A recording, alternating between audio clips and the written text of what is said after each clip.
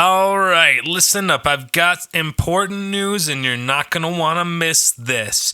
I really wanted to make this video for you guys to show you what another option looks like. Not just another option, but probably the option going forward. This style of machine holds so much potential that when I imagine the future, I imagine this shift being the best route going forward. If you're just interested in a new PC or simply want a way around the RAM prices this holiday, this video is for you.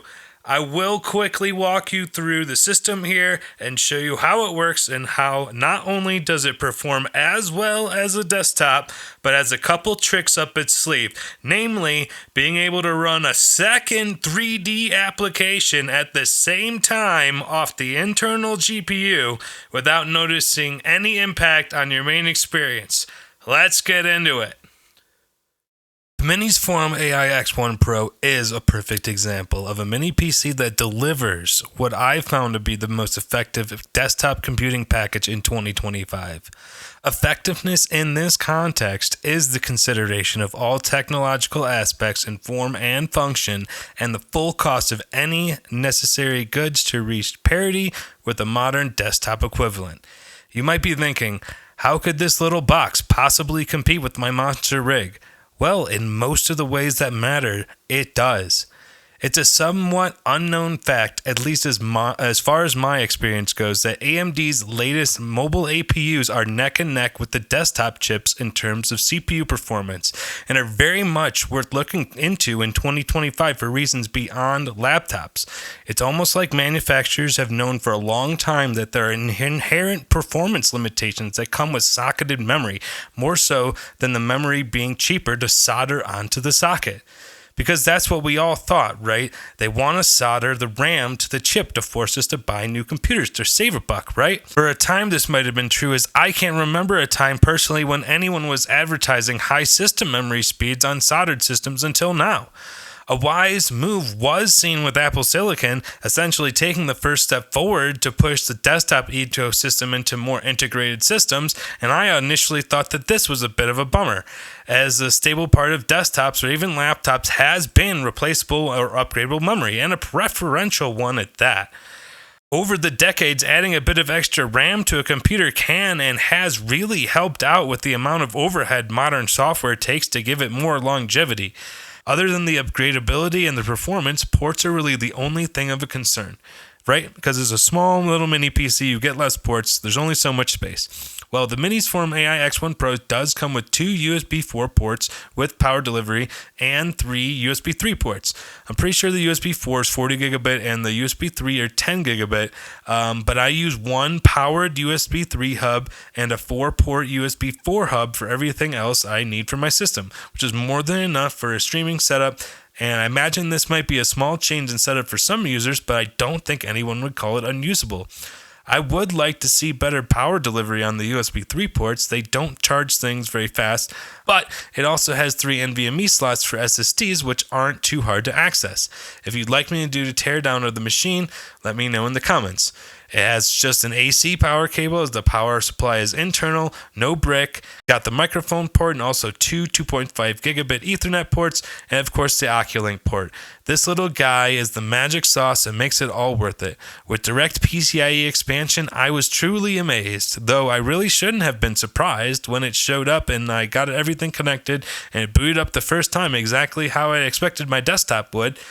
DisplayPort from the GPU direct to my monitor, no funny business, no configuration required, even displays the BIOS directly through the GPU. I guess it's a little mind-blowing because I've never seen a mobile-style CPU act like a desktop CPU, but that's why we're all here, and that's why this is important. There are a few critical features I haven't mentioned, and the few from before that I'll reiterate on why switching to this type of system has significant additional benefits. The most important being the power draw. I could and should make a whole video about this topic alone, but the long and short of it is that the power consumption of your computer and the cooling of your house scale with one another. You're not just adding 500 watts to the electric bill, it's also heat that needs to be handled. These increase the load of many things, whether it's on yourself dealing with the heat or on your bill in terms of the energy consumption and cooling costs. Or, of course, the terms of audible volume and the environmental impact. But these things, maybe they don't matter that much to you. But they should, and they do a lot to me. You might brush it off and say that it doesn't add that much, but it does, and we can calculate that in depth more some other day. The fact of the matter is that this mini PC sips power by comparison. It's dead silent under normal usage. When maxing out the CPU, you'll never hear it over your GPU, and you never have to worry about thermal throttling. You'll experience the bliss of actual silence when your computer is on, and probably for the first time notice your room temperature stay nearly the same. It's really amazing just how far this little thing goes to making your setup extremely comfortable. For this reason alone, I think you should throw your fish tank out in the street and get one of these bad boys. Can you imagine creating a box for your heat-blowing GPU and CPU to live in? Whoever thought this was a good idea? The dust police? I've got 8 cats and this 3080 still looks new. Whatever purpose a desktop case served over the years, I think the technology has exceeded its purpose. Obviously, from my perspective, it's time to wipe your tears and embrace this beautiful new future. To me, it's like holding the whole CPU in my hands. I think of this entire box as the CPU. It's a good boy, and it hangs out with its companion, the GPU unit, who is also very good. And they both get to, I guess, well, in my case, there's stuff behind my monitor, but they can be right out on display in your home, and everyone will think it's super dope your GPU is out on the desk. Plus, when your friends that you definitely have in real life want you to come over, you can actually just unplug everything from the little box and bring it with you. Traveling abroad but want everything that's on your desktop, bring it with you. The integrated graphics are more than enough for whatever you'd be doing in this situation. Shit, with one of those travel batteries, you could stream Fortnite from a mountain. Don't believe me? Subscribe to the channel if you want to see me do that. It's not the kind of technological shift that everyone's going to need or want to go out and do today, but if you're in the market for a new computer or dealing with the RAM crisis, prices haven't affected these yet, so you can still get yourself 64 gigabytes of RAM, 1 terabyte SSD, plus the rest of the computer for under $1,000.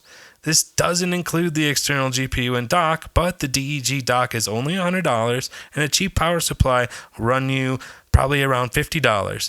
This 3080 ran me $300 on Marketplace, and so realistically, you could have this same build today for $1,360, give or take with tax.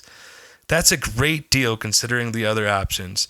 You could probably sell your desktop for a profit or buy up a system like this and invest in a sweet Quantum Dot OLED monitor. However, I can tell you that I have seen this trend shifting away, and when you look at how many times I or others have upgraded their systems, it's hard to remember a time when it wasn't a full CPU motherboard RAM swap. Don't get me wrong, I love the used market and I love the process of assembling these parts on the motherboard, and a part of my heart would hate to see it go. But I think it is finally at the point where the amount of processing power a CPU has reaches obsolescence in sync with the motherboard and RAM. Since I build and maintain a tremendous amount of systems for my clients, friends, and family, I've been the one to suggest and implement the amount of RAM in each of their systems. With DDR3, there was still a bit of healthy upcycling happening. We're finding faster speeds would be common over time. And this was definitely a time where most systems I built started with 8 gigabytes of RAM and did make the upgrade to 16 gigabytes. But that was before late 2016, 2017. In 2017, when I built all of our first AM4 systems, 16 gigabytes is what I was putting in then, and 16 gigabytes is what I've been putting in now. And only just now with DDR5 systems, I'm building with 64 gigabytes. The most AM4 I can say did was give some people one real CPU upgrade. And that's about the total value I can attribute to the upgradability of desktop. I think that's the biggest hurdle for most people to overcome when looking at one of these small mini PCs, because the hopes and dreams of upgradability are kind of gone. But they kind of already were gone. So let's just rip the Band-Aid off now and talk about the balance of the difference of integration real quick. When building a desktop, the optimal choice is often to get the mid-range motherboard of last generation. Typically, none of the features are that different, but there are differences. However, this is rolled into the package at the time of manufacturing with an integrated system like a mini PC, which means the upgradability while it might be less, every time you get one, you're always hopefully getting the latest and greatest in terms of motherboard and features. I'm sure that the experience will I'm sure that the experience will vary between manufacturers, but at least you can be pretty certain that everything is of the same age and will match to one another. This eliminates the vast amount of user error when picking components or even building the system. You can rely on these machines to work and be perfectly assembled every time with little room for user error at the factory. That way, almost everyone who buys one of these will get a nearly identical experience, much just like a console. The second biggest hurdle I think people will struggle with is believing the performance can be on par with a custom desktop. This we have benchmarks for, and I will show a bit of information here, and with some limited tests of my own, we can try to match up with the top-end custom builds.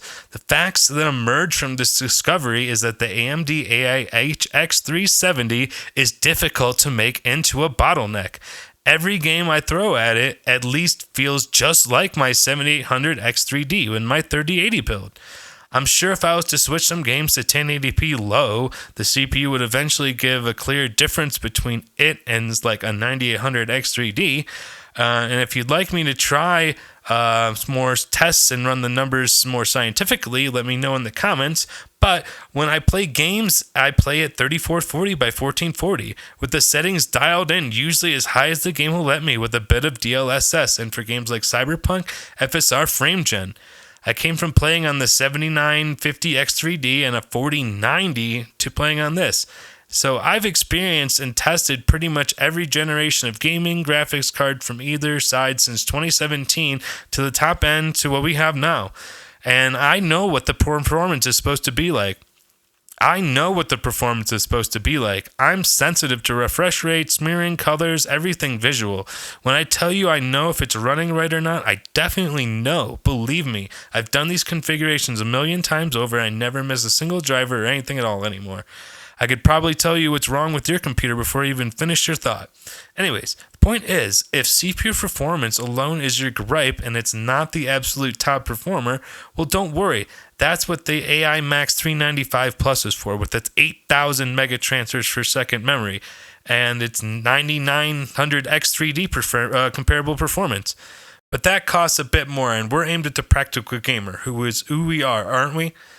In fact, in terms of performance in the box, you're actually getting a lot more power than you would have originally thought. You see, it has a very capable integrated GPU on it, which is the 980M from AMD, and an 80 TOPS NPU. Where's that on your 9800 X3D? You might not think that matters to you right now, but I assure you that both of these chips will either serve as an important purpose for you in the future, or can unlock functions that you actually want to use and might use right now. For instance, with the integrated GPU, I'm able to run a second game on my second screen with a completely separate GPU handling the task. Outside of the incredibly demanding tasks of certain titles, this works perfectly, and in a world where many people have a lot of things happening on the computer, it's really nice to have a separate space to segregate some of that processing. Forcing certain applications, especially Discord, off my main GPU allows the computer to deliver more frames more consistently in your main game on your main GPU, in my experience. I can't put it exactly into words, but the same system seems to have less micro-stutterings. Even with the RAM configuration that I have in there right now, 5600 mega transfers per second. It's not even the 8000 integrated chips. These are actually socketed sticks of RAM. But anyways, like it or not, the AI processing chip that's in there will likely eventually become a requirement in some games as time goes on. It might not have the value today for the average gamer, but for developers and future-thinking gamers, you can be certain that this system will cover all the bases for the foreseeable future. Whatever you do, this has been Richie Riggs, and I hope you've discovered something valuable here with me. If you did, leave a like and tell me if you could ever give up your big rip for a system like this. It might not seem like much, but every interaction on videos makes a huge impact, and that's everything to allow myself and others to continue to make videos like this for you. Thanks again, and catch you later.